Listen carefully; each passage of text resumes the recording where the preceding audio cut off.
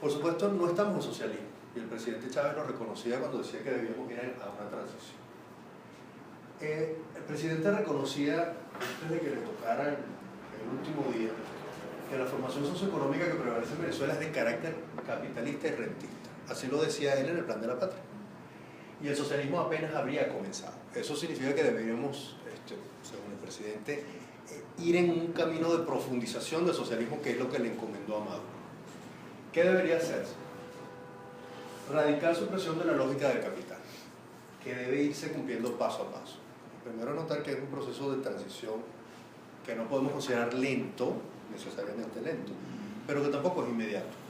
El presidente Chávez concebía esta revolución desde el año 99 como con 2 décadas, la década de plata y la década de oro, y estaríamos terminando todo el proceso que él tenía en mente en el año 2021. Yo siempre he pensado que el presidente se parecía en eso a doña Bárbara, que todo el mundo pensaba que doña Bárbara había planificado todo, pero efectivamente todo le iba saliendo bien en el camino. Entonces quedaba la duda de si era planificado o no, pero ciertamente el proceso que él llevó adelante lo dejó justamente en el momento en el que lo que venía era profundizar. O sea, ya si uno evalúa lo que se había logrado en términos de marcos legales o de definiciones hasta ese momento, era bastante. Eso de la radical supresión de la lógica del capital, ¿qué implica? Bueno, la lógica del capital es un modo de relación de producción distinto al que está definido previamente. Es uno en el que hay propiedad privada, en el que hay relaciones contractuales de trabajo, en la que nosotros podemos considerar que el trabajo se vende como una mercancía a cambio de un salario, y que precisamente, bueno, dependiendo de lo que nosotros individualmente concibamos, como lo que queremos hacer o no y cuánto se nos paga por eso, hasta cierto punto a eso es a lo que nosotros consideramos valor del trabajo. Para un marxista, efectivamente no es ese el valor del trabajo. O sea, el solo hecho de tener que vender el trabajo es casi como venderse uno mismo. Y por eso, decía Giordani, lo mejor que puede hacer una persona, lo más que tiene para perder una persona cuando se abandona el capitalismo, es la libertad de vender su trabajo. Fíjense que eso de liberar al hombre, que el hombre sea liberado y logre precisamente convertirse en un ser humano, es algo que se conseguiría en un sistema solidario en el que el bien común es determinado por el planificado. Modos de emergencia permanente para nuevos modos de planificar y producir la vida material. Siempre se nos habla de la planificación, en términos de las leyes, de una planificación popular, pero cuando uno lee las leyes de planificación popular, efectivamente son verticales. O sea, la planificación popular se limita a ver cómo hacer para cumplir las normas del Plan de la Nación. Es decir, ¿qué es lo que orientaría el programa económico del gobierno que el presidente Chávez le dejó a Maduro? Pues efectivamente la planificación centralizada para obtener el bien común, tal como lo defina el planificador, pasando por encima de los intereses individuales y poniendo esa visión de la sociedad como un colectivo al servicio del Plan de la Nación. Por esa razón, la propiedad privada tendría que ser eliminada en todo aquello que no fuese estratégico y debería mantenerse en aquello que consideremos familiar, no en el sentido de familia opresora, sino en el sentido de familia, familia que tiene su cepillo de dientes y tiene su carro y tiene su casa. ¿Okay? Dependiendo de cuál sea la casa. ¿Cuáles son las características del modelo productivo socialista? En primer lugar, y esto está todo en el Plan de la Patria, que fue el que Maduro volvió a presentar a las elecciones junto con Capriles. Modelo productivo como tejido planificado por el presidente. O sea, un tejido casi en un sentido biológico del término, en el que las comunas son las células. Redistribución de la población e indivisibilidad de la comunidad, que es uno de los puntos que a mí me llama la atención desde hace mucho tiempo. O sea, el presidente Chávez siempre decía que aquí estamos congestionados en la región centro-norte costera, lo que es cierto. Pero muchas veces, en los primeros planes que presentaba, se suponía que había que tener una desconcentración de la población y una descentralización desconcentrada de la población. Pero cuando no estamos en una economía de mercado en la que los incentivos se dan como se daban en los años en los que comenzó el petróleo a ser una actividad relevante en Venezuela, cuando mi abuelo se fue del pueblo en el que vivía y el otro se fue del otro pueblo y todo el mundo se movía buscando condiciones materiales de vida mejores. O sea, considerar que hay que redistribuir la población y que las comunidades son indivisibles, tal como las definen las leyes de comunas, de consejos comunales, ya nos coloca en formas de planificación que se vieron en China en los tiempos de Mao o que se vieron en Corea en tiempos también de la Venezuela, pues, para lograr ciertas actividades.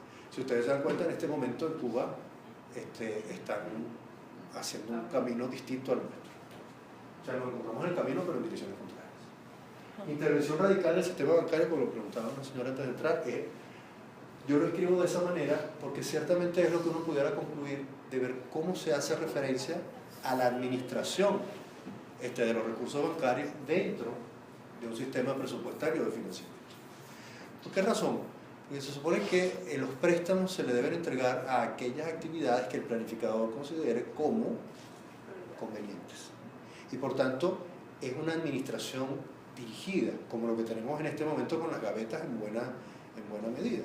Pero si ustedes se fijan, el sistema bancario durante todos estos años ha hecho unas ganancias extraordinarias, en parte por el tipo de papeles con los que el gobierno se ha endeudado, cómo ha necesitado las estructuras del sistema financiero para colocar esas deudas, y cómo a pesar de que ha obligado al sistema a prestarle a gente que posiblemente nunca le va a pagar, lo ha hecho al mismo tiempo que las políticas cambiarias han favorecido en algunos momentos al sistema financiero. Entonces, ciertamente se presenta ese problemita siempre entre yo quiero ir al socialismo en el sentido de tener el control absoluto, pero no tengo la maquinaria para llevar adelante un sistema que no cause un deterioro material extraordinario. La imposición de los valores legitimados por el Estado es clave para nosotros y para los fines de la asociación. Claramente es muy importante, porque esos valores legitimados por el Estado son aquellos que están orientados a eso de la conciencia, del deber social, valores que no son los que generalmente nosotros consideraríamos nuestros. Pero el cuento corto de todo esto es básicamente el siguiente. El crecimiento en Venezuela hasta el año 2008 fue impulsado principalmente por el sector privado, porque fue el que creció más rápido. A partir del año 2006, 2007, cuando comenzaron las expropiaciones, la tasa de crecimiento del sector público fue mayor que la del privado. Pero no porque se estuviera produciendo más, sino porque la propiedad cambió de manos. Posteriormente vino la crisis del año 2008 al 2010. Ahí uno puede decir, ¿qué fue lo que pasó en ese momento? Bueno, el capitalismo se hundió. Eso es lo que dijo el presidente Chávez. Se hundió el capitalismo y arrastró a todo el mundo. A nosotros nos arrastró más que a los demás. Entonces podemos decir, ¿por qué nos arrastró? ¿Por socialistas? ¿Pagamos más que los otros? No, bueno, efectivamente nos arrastró porque aquí nosotros dependíamos del petróleo, no teníamos otras fuentes de divisas, en caso de exportar, y porque además como el Estado planificador no había planificado inversiones eléctricas suficientes, una sequía nos colocó en una situación muy difícil. Entonces nosotros tuvimos una crisis que duró mucho más que la otra. Luego vino la recuperación del 2010 hasta el 2012, cuando el presidente Chávez ganó su última campaña. ¿Qué pasó allí? El gobierno gastó en viviendas. Para gastar en viviendas utilizó los recursos de PDVSA, que no podía utilizar permanentemente en ese fin, como vimos que ocurrió apenas murió el presidente. Y luego, nuevamente cayó. ¿Cuál fue la consecuencia de haber tenido un crecimiento de 5.5% en el año 2012? Que se creció en construcción, creando una situación que hacía imposible seguir creciendo el año siguiente al mismo ritmo, haciendo pero extraordinariamente muy difícil que se pudiera exportar cualquier cosa aquí, solamente por razones cambiarias, y haciendo que además nuestro problema de inflación tuviera que rebotar de un modo extraordinario durante este año, como efectivamente lo hemos visto. Pero ¿por qué el presidente Chávez ganó las elecciones todo el tiempo? Pues efectivamente la pobreza cayó desde el año 2004 en adelante. ¿Pero por qué cayó?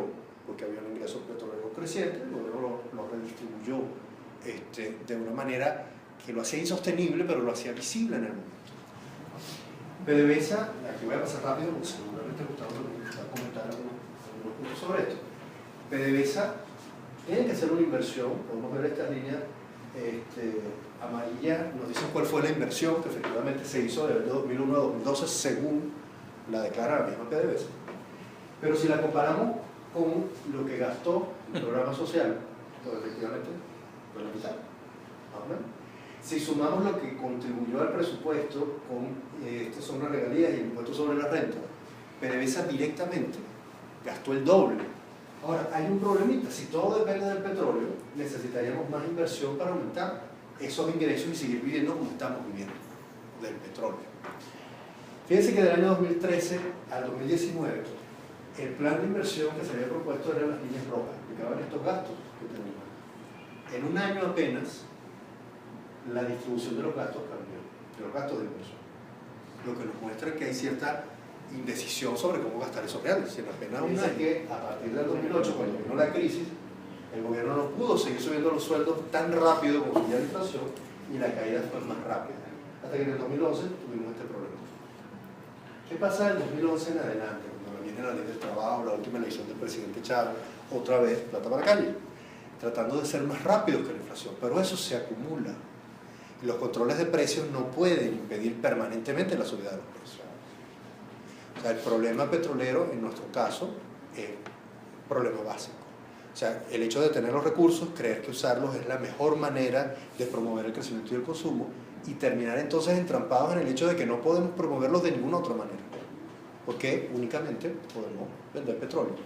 El tipo de cambio se aprecia, no podemos, yo no sé cómo vamos a hacer con el Mercosur para vender algo distinto a petróleo, no estar comprándolo todo, por el contrario.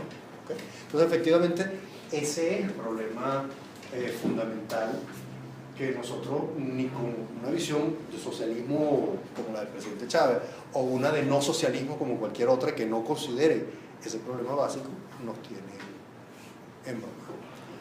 Este artículo lo escribió una persona, traten de ver si reconocen quién fue quien lo escribió, y no fue el doctor Banzi. La producción venezolana no aumentó, por el contrario, algunos renglones disminuyeron. Pero en cambio, el presupuesto de la nación subió. Las importaciones suben.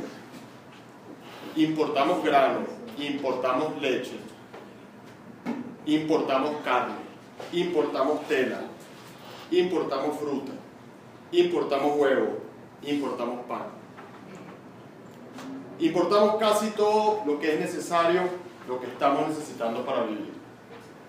Lo único que ha aumentado en nuestra tierra son los bolívares petroleros y las importaciones. Los bolívares, como cada día son más, cada día compran menos. El Minotauro ha provocado la inflación, le ha sacado su sustancia al bolívar, cada día vale menos, se derriten las manos, es como si fuera una moneda de hielo que se vuelve agua. Los bolívares del Minotauro son de hielo. La producción venezolana no aumentó, pero en cambio los costos de esa producción sí aumentaron. Todos los costos de nuestra producción están por sobre el nivel de los costos mundiales. La más alta calidad del más fino café de Colombia es más barato que nuestra pasilla. Nuestro maíz, nuestro azúcar, nuestro arroz, nuestra carne están muy por encima de los precios que se cotizan en los mercados mundiales. Eso significa que no podemos venderle nada a nadie y que todo nos resulta más barato importando. Más barato es traer el arroz de Ecuador, más barato es traer el maíz de la Argentina. No podemos exportar sino petróleo y abigarradas caravanas diplomáticas. Ular Pietri, en el 48. Después de ese periodo, muy vigente, fíjense esa Venezuela del 48, esa es la que escribe Ular Pietri. Lo que yo voy a tratar de explicar, después de ese 48 vinieron los 40 años de bonanza más grande de Venezuela. Y no fue necesariamente porque el precio del petróleo estaba alto. Entonces, ¿qué pasó ahí?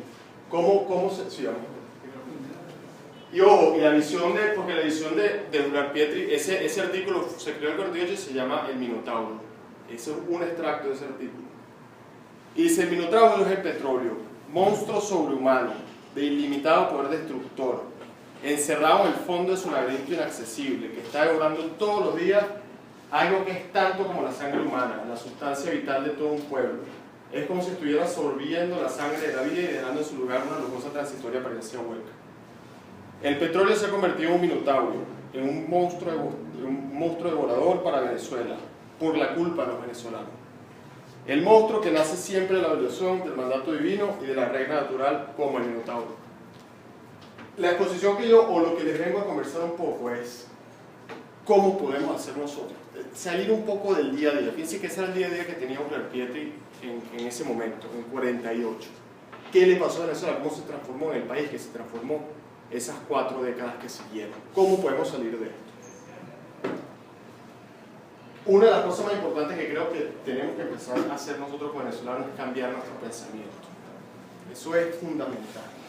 Si no cambiamos la forma en que estamos pensando y nos entrampamos en el día a día, entonces no vamos a conseguir solución. Tenemos la autoestima demasiado baja y yo creo que eso hay que cambiarlo completamente. Y buscar de una manera